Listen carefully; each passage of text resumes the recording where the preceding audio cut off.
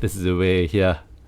And I would normally advise that if you're playing POE 2, that you wait for the game to actually come out, and then you spend time looking at it. Because otherwise, you're just going to be so utterly consumed with trying to figure out what to do that, you end up, what's the term for it? Prepping for the game before it even comes out, and then spending all your time on things that are hypotheticals, right? Which, honestly speaking, is a tremendous waste of time. But at the same time, I ever since I pre-ordered it, okay, so I heard early access was out, so I bought the $100 upgrade, the $100 early access package, right? Because that had like a lot of the things I liked, so I got it anyway. I mean, it's nice stuff for PoE 1 as well, it's not just for PoE 2. And then I started looking at some PoE 2 stuff, and I was like, interesting. And then I started theory crafting, and then I started figuring out, like, what do I actually want to do at League Start? And then, long story short, I actually started off thinking I want to go with Gemming Legionaire at League Start, and then pathing to slams, or grenades. And then midway, I just figured, you know what? I'm pretty sure everyone's going, like, majority of people are going to go grenades because it's probably going to have really good damage early, okay? And it's going to feel very good in X because not a lot of things in X will kill you. And then your damage is, like, enough to do bosses quickly. But I think any foray in the late game is going to be very heavily dependent on how much tankiness you have. Right, not just your damage. I think in general, damage is pretty easy to optimize because if you look at a lot of the scalers in PoE 2 right now, a lot of the scalers are, I think, skill rotations, as well as passive tree allocations. Okay, passive tree allocations, and what's the term for it? Passive tree allocations and skill rotations, I think, are like the number one thing that gives you the most damage in PoE 2. There are pretty clear, obvious synergies. We also don't know if there's going to be like completely broken stuff. Like, we're only looking at numbers, right? And you can hypothesize, like for example, snipe is going to do a lot of damage, grenades are going to do a lot of damage, but you never know until you actually play the game, right? And so for me, figuring out what I want to start with almost pretty much entirely hinges on where I think how I think the defenses will be, and how am I going to scale into those defenses, and then how am I going to build a minimum amount of damage for it to feel comfortable. Okay, I'm not looking at a build that can one-shot bosses, because I don't think that's all there is to that build in PoE 2. I think it's far more important to have a build that can do a difficult content without dying, and then secondarily having enough damage to then do the pinnacle content without dying. Right, so almost like the whole paradigm has kind of shifted, right? We're the good thing about it in PoE 1 is I've never taken the approach of I want to zerk maps and I don't mind dying like 3 times a map. That's not the kind of gameplay I go for. In fact, almost every like PoE league so far I've been playing Ultimatum because it's the content that most people don't want to play, which is you need to survive in order to like get rewards, right? And so for PoE 2, the two classes that stand out to me the most, that make the most sense for defenses in the late game, is actually Gemming Legionaire, and then the second one is Monk, Chayula Monk, right? And for two different reasons, right? Gemming Legionaire is strong because you can pretty much get 90% fire res, especially with path left side of the tree. And if you go like dual wield two-handers, you go slams dual wield two-handers, and then with 90% fire res, you can go like Cloak of Flame, and then pretty much cut your physical damage taken by quite a significant amount. You get armor along with that. And with high amounts of armor, high amounts of early res, and decent amounts of life, you should generally be like pretty tanky.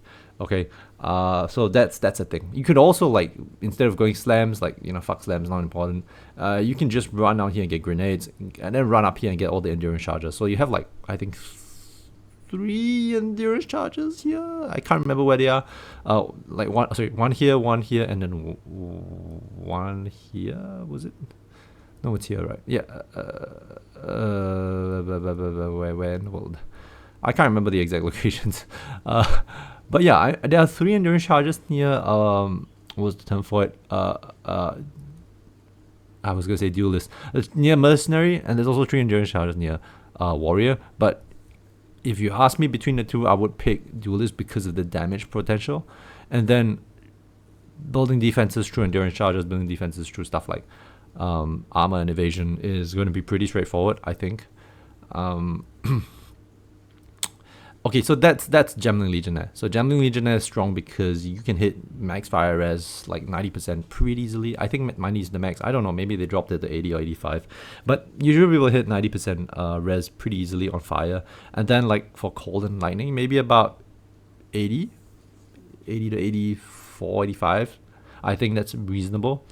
And then, with a single amount of life, with armor, maybe just cap chaos. I don't know how much damage chaos will do in this PoE 2.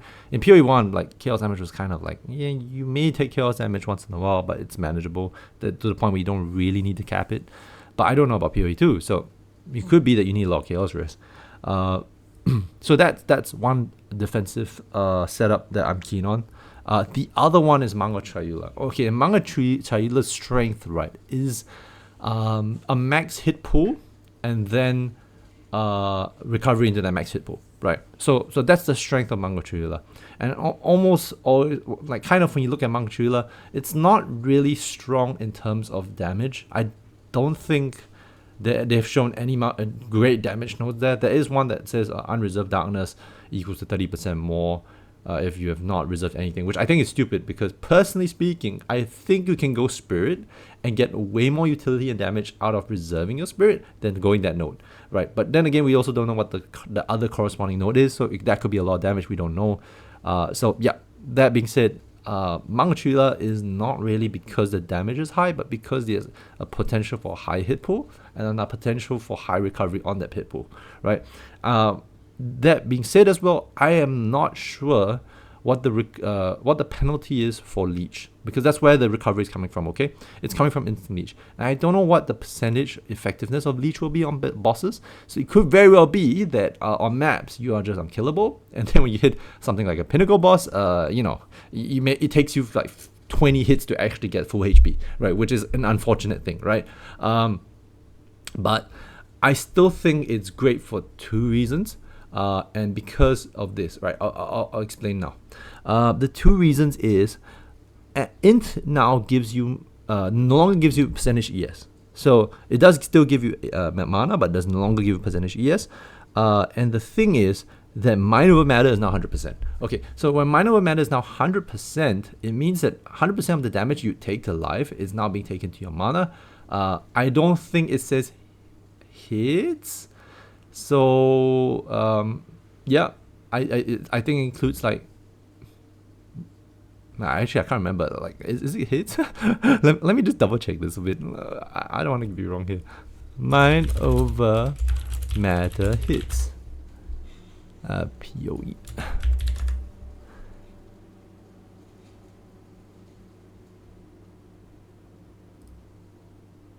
Yeah, so mind over matter does both hits and damage over time. Thank God, I checked it. Yes, it does. And Manga Triula has what you call instant mana leech. Okay, I don't know if there's any other sources of instant mana leech on the tree, but if there isn't, then Manga Triula is like really, really strong because you pretty much you can pretty much stack a significant amount of mana. Max mana, I think. Right, let's look at the tree here. I want to show you like how many mana nodes there are. There's a mana node here. There's probably I'm not sure about this one. Yeah, there's mana nodes here, and a lot of the mana nodes are actually stacked around here, right? Which is where you're gonna path to anyway, because mind over matter is over here, and so you're gonna grab a whole bunch of mana nodes, and I'm not sure if you can turn that mana into damage. I'm pretty sure you can. But for now, let's just say like it's unknown, right? And so you path all the way here, you can get you can stack all the int nodes instead of like, oh yeah, you can actually choose, right? You can choose strength or int or whatever. But you can choose int nodes and just stack all of them, and then get mind over matter, get all the mana nodes here, and I think your EHP pool compared to, let's say, something like a life-based character is going to be pretty significant. You're gonna look at, I think, maybe 5-6k mana, right? And because mana is no longer used for reservations anymore and using spirit, it makes it even stronger, right? So this is the thing compared to PoE 1. If you thought PoE 1 Mind Over Matter was strong, look at PoE 2 and realize that Mind Over Matter has gone up to 100% instead of 40. So that's basically the full life goes into mana, right? You just deplete mana instead of life. And then mana is still comparatively strong compared to ES because you don't get ES anymore from stats, but you still get mana. And the last one is, what was it again?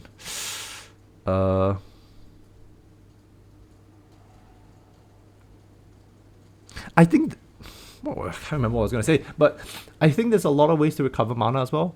So you instant leech mana. I'm pretty sure you have mana on kill. You have mana flasks. Mana flasks are now mandatory. Think about it this way. You have to run a mana flask, correct? And because you have to run a mana flask, and there's no such thing as like defensive flask, then your mana flask is effectively a health flask, right? And so the second thing is you can actually run CI. You can run CI MOM. And you can run CI MOM because you don't actually care about your ES. So that's the thing. If you do stack ES, you can actually have a single amount of ES pool. And once your ES pool is depleted, you have a single amount of mana pool because your mana will be depleted before your life. 100% of your damage is going to go to mana and not to life. So it's quite possible for you to get like a decent amount of ES, maybe like 2k, and then you have like 6k mana, and that's like 8k EHP pool. And then if you're, let's say for example, getting evasion based armors, if you're getting evasion like ES hybrids, you also have a similar amount of evasion as well. So I think it's quite possible for you to get a relatively tanky character out of that. And because you have double recovery, right? You have both recovery on mana as well as the recovery on ES. You're gonna have a situation where your build is generally pretty tanky. Okay, so that's one. You could also do this, which is something you could never do before. You can run Mind Over Matter, Chaos Inoculation, and Eldritch Battery. And you can run, I'm not sure what the Eldritch Battery keystone is. I have not seen it. I'm not sure what the Chaos Inoculation one is as well. But I'm pretty sure it's still the same, which is you take no Chaos damage and you take no Chaos damage and let max life is 1. And then Eldritch Battery will basically mean that you can use your ES as mana. So you can spend your ES as mana, and you can also spend so your mana and your ES basically do everything, right? It basically acts like your health pool. It acts like your mana pool, and then also you can have double the recovery because you have both the recovery on your mana as well as recovery on your ES, right? So that is a kind of like an interesting combination of things. And then also when it comes to damage scaling of what's it called? Monks, a lot of it I think is based off getting power charge and combo point generation of a certain skill, like a build-up skill, and then dumping it via a spender, right? So you're not really spending mana. Okay, you're spending combo points and you're spending power charges. That's how I would perceive or view it as, right? And so what you're gonna do is you're gonna path mainly to get all these power charge nodes, 1, 2, and 3, and then get the staff power charge node. Whoops. Yeah, and that was a work in progress tree. I don't think I'll run that, but the earlier one anyway. Yeah. So you will run both the power charge nodes, which are here and here, and then here as well. I think this is a power charge node. It looks like it. I can't tell.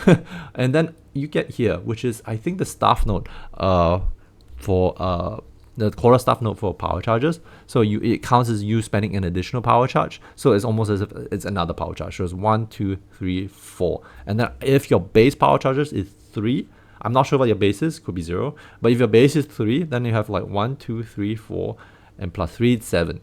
Right, so you have a total of 7 power charges and about maybe 5 combo points. 6 power charges, but it counts as though you're spending 7, so 6, and then you have 5 combo points. So there's a relatively good amount of overlap. You hit 5 times on a builder that's really, really fast. You can get fast attacks on it or something, get enough power charges, and then dump it all. And some of the skills that you can dump power charges are like stuff like Flicker Strike, which is probably going to be fun. and whatever that lightning thing is, the lightning strike looking skill is. That should be fun too. But yeah, lots of opportunities there for damage. Maybe not as much as something like Grenadier early, but I think scaled up, it would generally be around the same. Yeah, okay.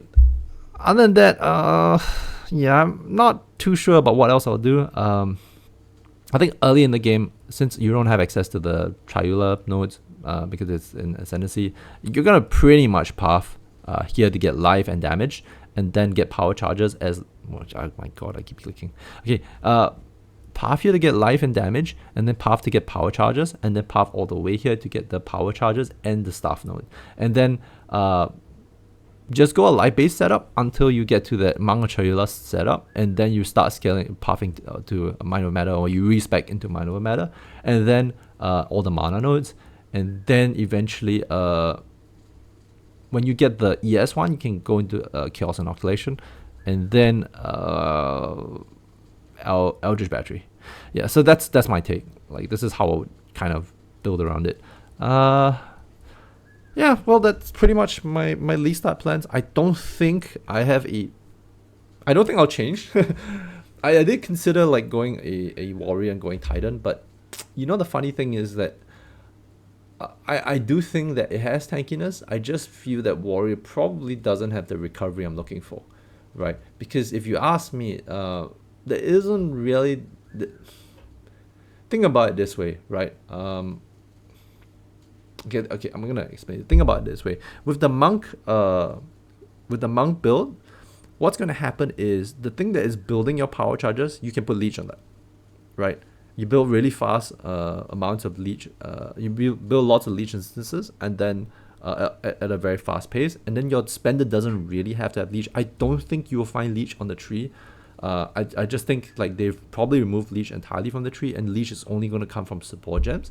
And since you can only run one of each support gem on all your skills, you kind of like for example, when I was looking at Gem Legion, I was like, maybe you could run like 5 different skills. But you know, I think your number of skills is not gonna be important. It's making like 1 or 2 skills very good, like really strong. So like you can put all your damage on your spender, on your combo spenders, and then you have like, you know, your generators are basically just utility, right? So attack speed bonuses, power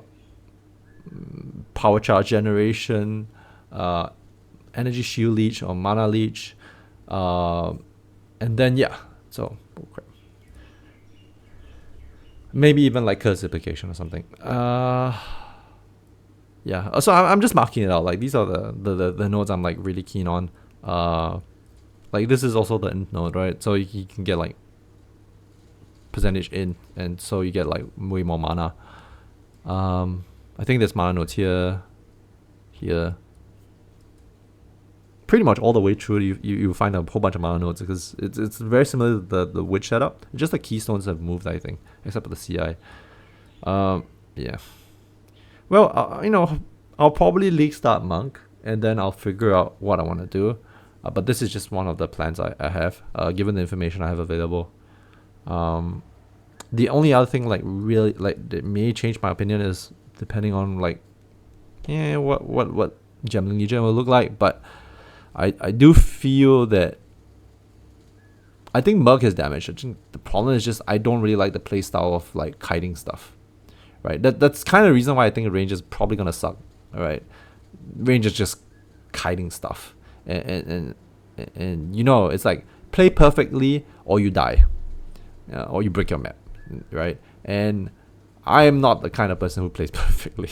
I rather have like something with a huge margin of error and clear a lot, you know, clear like half the speed, right, with a way higher margin of error, you know.